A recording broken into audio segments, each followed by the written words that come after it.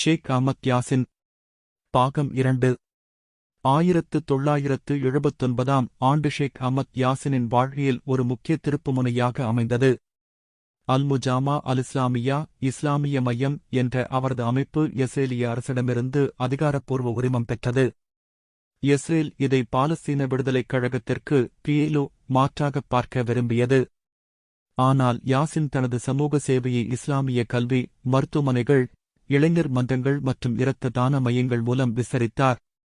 அல்-பைனா அல்-இஸ்லாமியா போன்ற இதழ்கள் இஸ்ரேலிய ஆக்கிரமிப்புக்கு எதிரான விழிப்புணர்வை பரப்பின. 1983 ஆண்டில் யாசின் ஒரு இரகசிய குழுவை உருவாக்கினார். 1984 ஆண்டு ஒரு ஆயுதக் கிடங்கை தொடர்ந்து இஸ்ரேலிய படைகள் அவரை கைது செய்தன. விசாரணையில் அவர் இஸ்ரேலுக்கு எதிரான போராட்டங்களை ஒப்புக்கொண்டார். இதன் அடிப்படையில் 13 ஆண்டுகள் சிறைத் தண்டனை விதிக்கப்பட்டது. சிறையில் அல்-ரிசாலா அல்-முஜாஹிதா என்ற அடிப்படை எழுத்துக்கள் மூலம் ஜிஹாத் பற்றிய அவரது கோட்பாடுகளை விளக்கியது குறிப்பிடத்தக்கது. 1985 ஆண்டு அகமது ஜிப்ரிலின் தலைமையிலான ஒப்பந்தத்தின் மூலம் யாசின் விடுதலையடைந்தார். சுமார் 1000 பாலஸ்தீன கைதிகளுக்கு மாற்றாக அவர் விடுவிக்கப்பட்டார். பின்னர் அவரது சொற்பொழிவுகள் மற்றும் எழுத்துக்கள் மீண்டும் இஸ்ரேலுக்கு எதிராக உருக்கொள்ளத் தொடங்கின.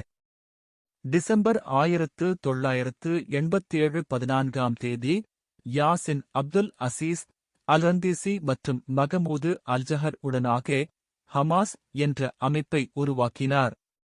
ஹமாஸ் தனது அறிக்கையில் ஜிஹாத் தொடர வேண்டியதை கூறியது.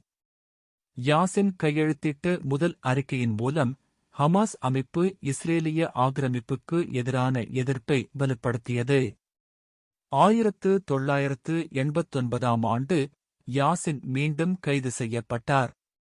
அவர் மீது பாலஸ்தீன ஒத்துழைப்பாளர்களை கொலை செய்ய உத்தரவிட்டதாக குற்றம் சாட்டப்பட்டது.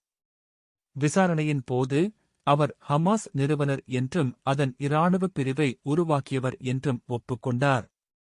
அவருக்கு ஆயுள் தண்டனை விதிக்கப்பட்டது.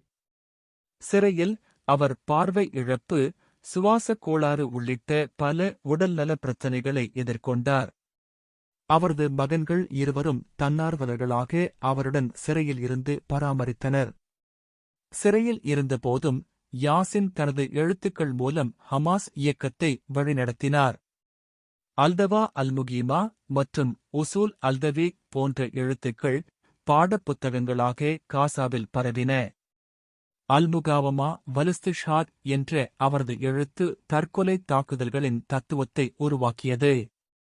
1993 ஆண்டு யாசின் ஒஸ்லோ ஒப்பந்தத்தை கடுமையாக விமர்சித்தார். 1994 ஆண்டு எப்போன் படுகொலைக்கு பதிலளிக்க ஹமாஸ் இயக்கத்துக்கு அவரால் உத்தரவு அளிக்கப்பட்டது.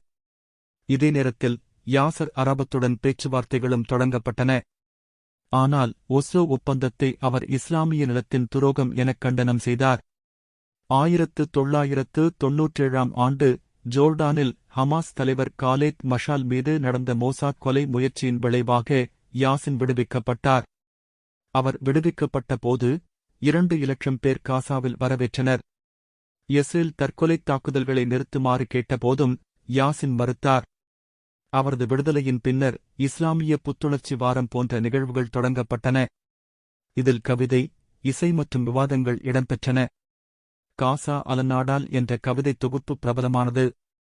1979 முதல் 1997 வரை யாசின் ஒரு சமூக சேவகராக இருந்து தேசிய நிலைமையுள்ள எதிர்ப்பு சின்னமாக உயர்ந்தார். அவரது கோட்பாட்டு எழுத்துக்கள் இயக்கங்களை சிறையிலிருந்தே வழிநடத்துவதற்கும் மக்களிடையே தாக்கம் ஏற்படுத்துவதற்கும் பெரிதும் பங்களித்தன. அவரது வாழ்க்கை ஒரு ஊனமுற்ற அரசியல் சிறை கைதி எப்படி தேசிய வழிகாட்டியாக மாறலாம் என்பதை தெளிவாக காட்டுகிறது. ஷேக் அஹ்மத் யாசின் அவர்களின் இறுதிக் காலமும் வீரமரணமும். சிறையில் கழிந்த 8 ஆண்டுகள் அவரது உடல்நிலையை மோசமாக பாதித்திருந்தது. வலது கண் பார்வை இழந்திருந்தார், இடது கண் பார்வை குறைந்திருந்தது, சுவாசக் குழாய் கோளாறுகள், காது கேளாமை போன்ற பல உடல் பாதிப்புகள் இருந்தன. காசாவின் அல்சப்ரா பகுதியில் வாழ்ந்த அவர் தனக்கான சிகிச்சையைத் தவிர்த்து அல்-முஜாமா அல்-இஸ்லாமியா அமைப்பின் மூலம் சமூக சேவையை முன்னேற்றினார். 2000 இல் வெடித்த அலக்சா இந்திஃபாதாவின் போது அவர் ஒஸ்லோ ஒப்பந்தம் என்பது பாலஸ்தீனர்களுக்கு துரோகமாகும் என்று அறிவித்தார். இது அல்கோட்ஸ் அலர்பி செய்தித்தாளில் முழுமையாக வெளிவந்தது. 2003 இல் அவர் ஒரு மாறுபட்ட அணுகுமுறையை முன்வைத்தார். இஸ்ரேல் முழுமையாக ஒக்குபைட் பகுதிகளில் இருந்து வெளியேறினால் தற்காலிக பிரச்சினைகள் பேசப்படலாம். ஆனால் ஜனவரி 2014 அன்று ஹமாஸ் உறுப்பினர் ரீம் அல்-ரயாஷி மேற்கொண்ட தற்கொலை தாக்குதல் 4 இஸ்ரேலியர்களை கொன்றது. இது ஹமாஸ் இயக்கத்தில் நடந்த முதல் பெண் தற்கொலை தாக்குதல் என்பதால் சர்வதேச ஊடகங்களில் பெரும் கவனத்தை பெற்றது. இதன் பின் இஸ்ரேலின் பாதுகாப்பு துணை அமைச்சர் யாசினை இப்போது மரண இலக்காக அறிவித்தார். செப்டம்பர் 2003 அன்று இஸ்ரேலிய F-16 விமானம் காசா நகரில் உள்ள ஒரு கட்டிடத்தில் குண்டு வீசியது. இதில் யாசின் படுகாயமடைந்தார். ஆனால் இதுவும் அவரை அடக்க முடியவில்லை. அவர் பின்னர் கூறியதாவது: எங்களைக் கொன்று அடக்கிவிட முடியும் என்று நினைத்தால் அவர்கள் மிகவும் தவறாக நினைக்கிறார்கள். ஹமாஸ் தலைவர்கள் மரணத்தை எதிர்பார்க்கிறார்கள். நாங்கள் பயப்படுவதில்லை. ஜிஹாத் வெற்றி வரைக்கும் தொடரும். அதன்பின் அவர் தனது பழைய வழக்கத்தை மாற்றாமல் நாள்தோறும் வீடு அருகே உள்ள மசூதிக்குச் செல்ல ஆரம்பித்தார். மார்ச் 2004 அதிகாலை ஃபஜ்ர் தொழுகையின் பின் காசா நகரில் உள்ள அலுமர் மசூதியிலிருந்து வெளியே வந்தபோது 2 இஸ்ரேலிய அபாச்சி ஹெலிகாப்டர்களில் இருந்து ஏவுகணைகள் பாய்ந்தன. ஷேக் யாசின் உடனடியாக மரணமடைந்தார். அவருடன் 2 பாதுகாவலர்கள் மற்றும் 9 பொதுமக்கள், மொத்தம் 12 பேர் கொல்லப்பட்டனர். காட்சியில் இருந்த ஓர் ஓட்டுநர் கூறியது: அவரது நாற்காலி சிதைந்து போனது.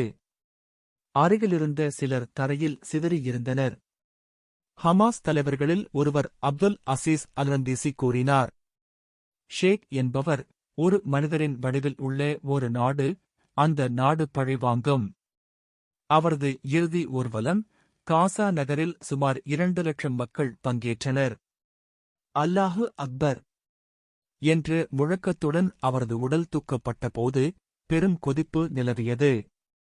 பலஸ்தீன விடுதலை இயக்கம், அலக்சா பிரிகேடுகள் உள்ளிட்ட பல்வேறு குழுக்கள் கண்டனம் தெரிவித்தன. ஜகரியா அல்-ஜுபைதி கூறினார்: இந்த தாக்குதலுக்கான நமது பதில் விலையுயர்ந்ததாக இருக்கும் என்று. யாசிர் அர்ஃபாத்தின் பிரதிநிதி சைப் இரிகாத் எச்சரித்தார்: இது வன்முறையை தீவிரப்படுத்தும். சர்வதேச எதிர்வினைகள். UK வெளியுறவு அமைச்சர் ஜாக்ஸ்டா இது ஏற்க முடியாதது, நியாயப்படுத்த முடியாதது என்றார். EU வெளியுறவுத்துறை தலைவர் சோலானா இது சமாதான முயற்சிக்கு மிகப்பெரிய பின்னடைவு என்றார். யுனைடெட் ஸ்டேட்ஸ் ஆஃப் அமெரிக்கா வழமையான அமைதி வேண்டுகோள் மட்டுமே. ஹமாஸின் மறுமொழி: இது அமெரிக்க ஒப்புதலின்றி நடக்க முடியாது. யாசின் ரஹ்மதுல்லா அடிக்கடி கூறுவார்கள்: ஒரு ஷஹீதின் இரத்தம் பாலஸ்தீன வானத்தை ஒளிரச் செய்கிறது என்பதாக. இந்த அவரது சொற்கள் ஹமாஸ் இளைஞர்களுக்கு இன்னும் போராடுவதற்கு ஊக்கமளித்தன. அவரது உடல் ஊனம், வறுமை, அடக்குமுறைகள் அனைத்தையும் மீறி ஒரு சின்னமாக உயர்ந்தார். நீதியின் வாளைத் தவிர வேறு எதையும் நான் பயப்படவில்லை என்று அவர்கள் அடிக்கடி சொல்வார்கள். 2004 அவரது இறுதிக்கால உரையில்: ஓ அல்லாஹ், சிந்தப்பட்ட இரத்தம், விதவைகள், அழிக்கப்பட்ட வீடுகள், உன்னிடம் முறையிடுகிறேன், ஆமீன். இவ்வாறாக மரத்திலிருந்து விழுந்த பழம் ஒன்று மண்ணில் மீண்டும் விதையாக மாறியது. அஸ்ஸலாமு அலைக்கும் வரஹ்மத்துல்லாஹி வபரகாதுஹு.